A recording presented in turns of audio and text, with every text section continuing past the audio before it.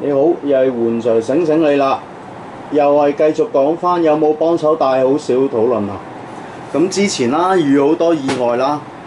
咁已經講咗幾個㗎。例如有啲人喺度真係不停咁搞局啊，不停喺度辯駁，諗住可以咁樣攞到5星啦。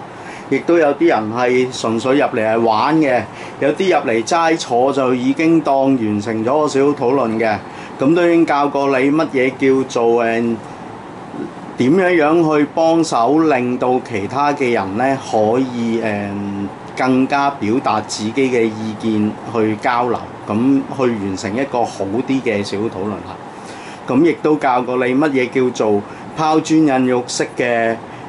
邀請發言啦。咁呢個亦都可以幾連消帶打地做到你又可以內容嗰度話俾人知你一路有積極參與，你又有歸納人哋所講嘅嚟到去講自己嘅嘢啦，亦都你去幫助人哋去發表自己嘅意見啦，幫助嗰啲好少出聲嘅。咁其實你同一時間係做咗幾樣可以攞分嘅嘢嘅。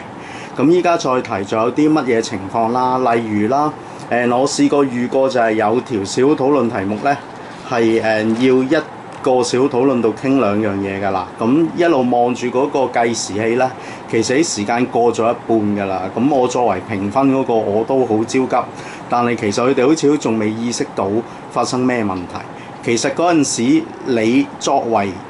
幫手圓滿個小討論，咁你見到個時間係咁，你已經可以出聲啦。咁多位考生啊，其實我哋今次嘅小討論咧，要傾嘅內容係2部分嘅，但係我已經用多過一半時間都未傾完第一部分，不如我哋快啲完結咗第一部分，我哋開始第2部分啦。其實呢個你都係有幫手，令到個時間分配由錯嘅安排變成好嘅。咁同埋有留意嘅就係，如果你出過2次聲，咁啲人都依然繼續錯，正如有人喺度壟斷發言，你出個聲提佢，佢都仲繼續咁做嘅。好老實，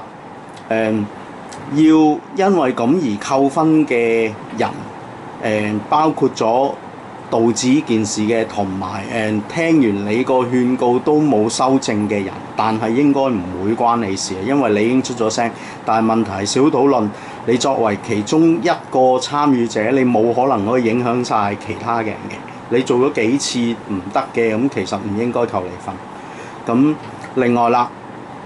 仲會有啲時候可能佢哋會轉咗牛角尖，又或者走咗去爭論嗰度，已經開始偏離咗原本嗰條題目要傾嘅嘢嘅。咁其實你已經可以出聲同佢講話，咁多位考生，其實我哋今次要傾嘅係呢啲，而唔係我哋依家喺度爭拗緊嘅依部分或者個角度嘅。不如我哋走翻出嚟，然後喺個大處嗰度去睇呢件事啦。咁其實你都幫手將本來大家其實交流錯咗意見㗎嘛，你令到大家由嗰個地方嗰度走翻出嚟，然後可以交流翻條題目要求嘅嘢嘅。咁其實你係幫手帶好咗小討論嘅。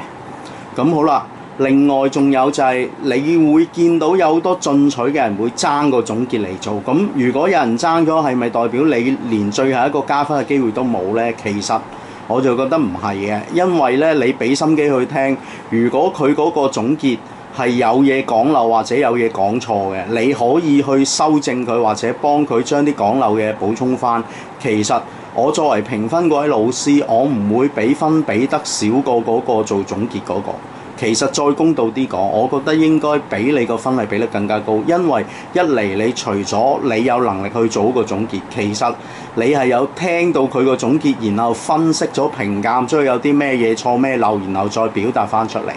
咁至於時間分配嗰度呢，正如以前考朗讀，你讀多咗頭讀多嗰幾秒咧都唔扣分。咁就算個小討論嗌咗結束，你仲有嘢要補充，我覺得即使佢唔因為咁加你分，亦都冇理由會扣你分嘅。